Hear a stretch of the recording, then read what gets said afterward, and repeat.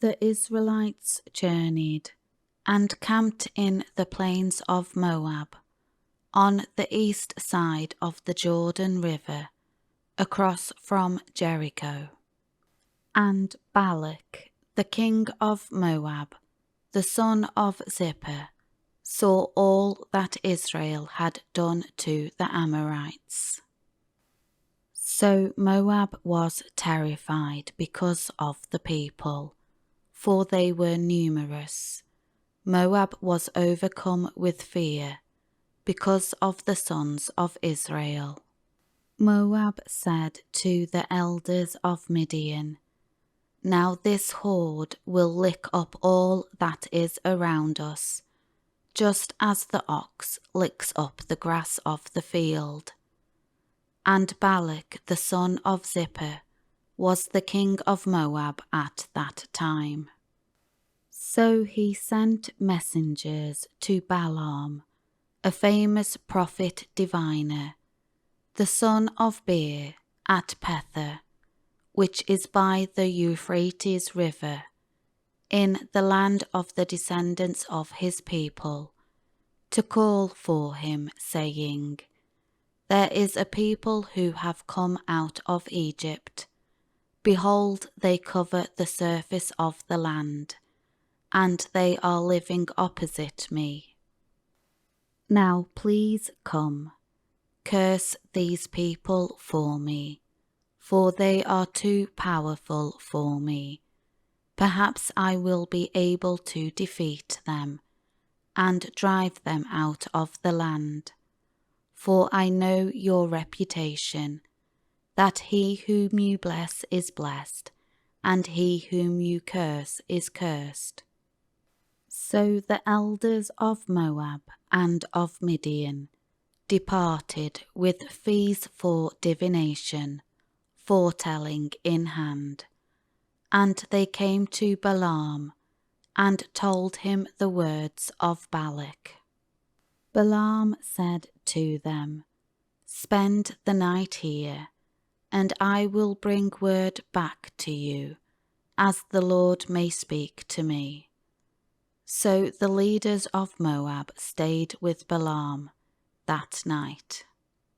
God came to Balaam and said, "Who are these men with you?" Balaam said to God, "Balak the son of Zippor, king of Moab, has sent word to me. Hear this: the people who came out of Egypt cover the surface of the land. Come now, curse them for me. Perhaps I may be able to fight against them and drive them out." God said to Balaam, "Do not go with them. You shall not curse the people of Israel, for they are blessed." Balaam got up in the morning and said to the leaders of Balak, "Go back to your own land of Moab, for the Lord has refused to let me go with you." The leaders of Moab arose and went to Balak and said, "Balaam refused to come with us." Then Balak again sent leaders, more numerous, and men who were more distinguished than the first ones. They came to Balaam and said to him, "Thus says Balak the son of Zippor, I beg you, let nothing hinder you from coming to me. For I will give you a very great honour, and I will do whatever you tell me. So please come, curse these people of Israel for me." Balaam answered the servants of Balak, "Even if Balak were to give me his house full of silver and gold, I could not do anything, either small or great, contrary to the command of the Lord my God. Now, please, you also stay here tonight, and I will find out what else the Lord will say to me.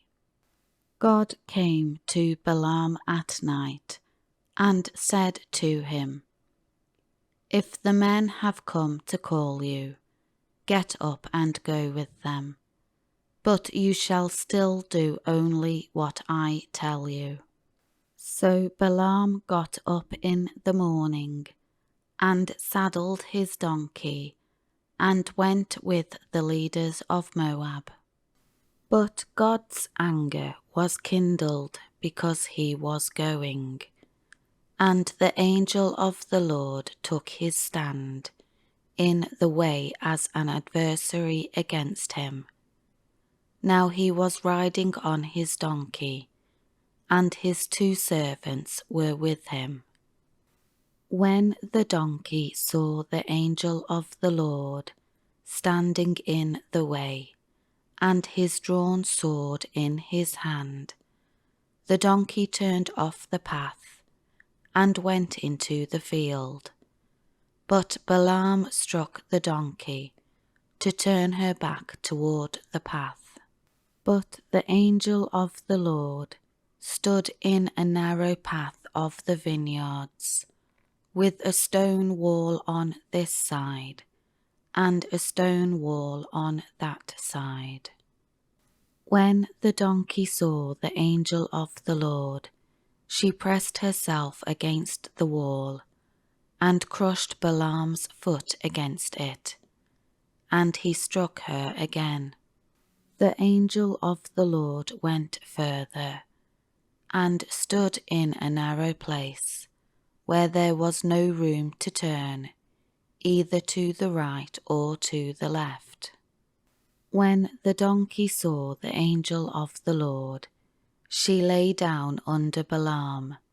So Balaam was angry, and he struck the donkey a 3rd time with his staff.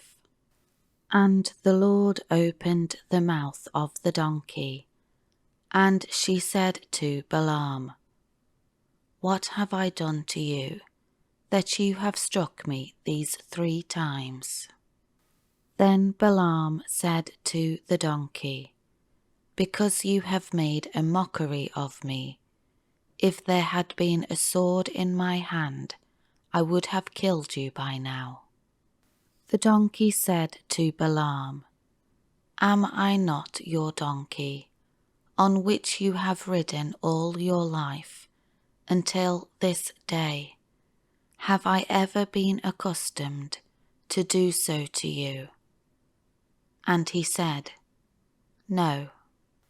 Then the Lord opened Balaam's eyes, and he saw the angel of the Lord standing in the way, with his drawn sword in his hand.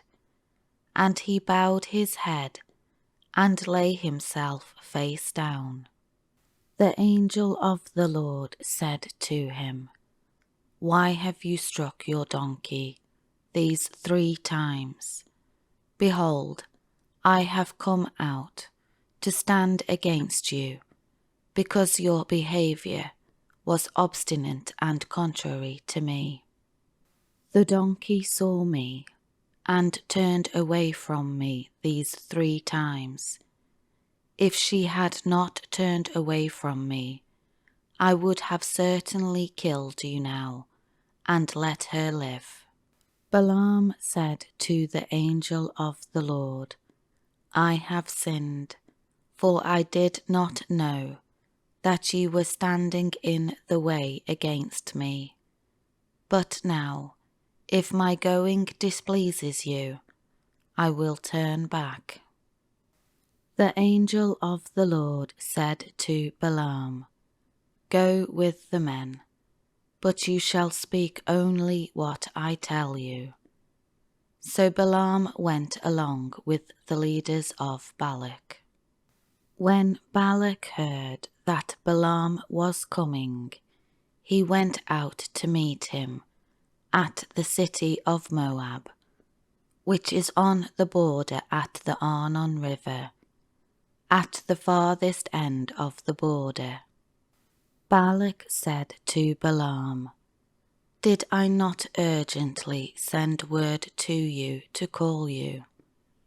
Why did you not come to me immediately? Am I really unable to pay you? So Balaam said to Balak, Indeed I have come to you now, but am I able to say anything at all? The word that God puts in my mouth, that I shall speak. And Balaam went with Balak, and they came to Kiriath-huzoth.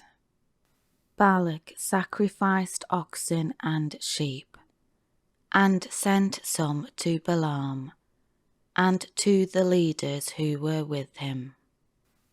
Then it came about in the morning that Balak took Balaam, and brought him up to the high places of Baal. From there he saw a portion of the Israelites.